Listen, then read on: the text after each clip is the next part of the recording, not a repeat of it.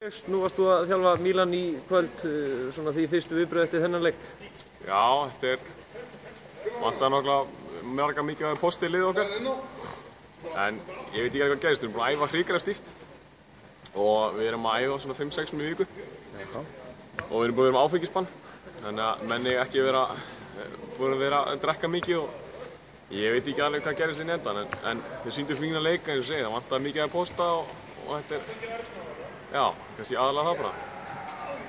Já, þið eru með leikmenn, meðal annars formaðurinn kom inn á það eru leikmenn í agabanni hjá okkur.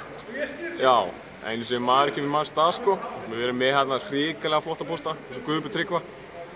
Birgir er náttúrulega gífurlega sterkur og fleiri sko.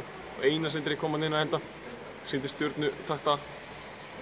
Já, þetta margt jákvæmt sko, en við tökum þetta bara næst og höldum áfram að æfa stíft. Nú ertu, já, lögreglumaður, þannig að það er nóg að snúast eða ekki að halda aga á þessu líði? Nei, þeir eru allir voðalega blíður og góður sko. Það er alveg Siggi Már sem er erfiður og já, ég sé, hann er svona helsta vandamála okkar í liðinu. En ég sé, hann bara díla við það eins og allt annað sko. Nú er kannski hinn almenni lesandi veit ekki alveg, þú ert á svolítið fornfrægum ættum, þú ert náttúrulega sonur Gísla Fjell og barnabarn Bjarna Fjell sem eru algjöru káringar. Er eitthvað káringur í þér?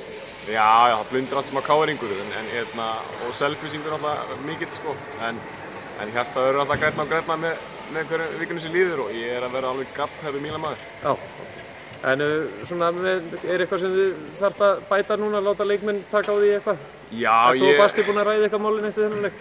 Nei, sko, Basti fylgdi ekki alveg leikplaninu sem ég sett upp, sko, en ég ætla að bæta bara inn liftingaæfingum svona 2 viku og ég held að það eiga skil árangri.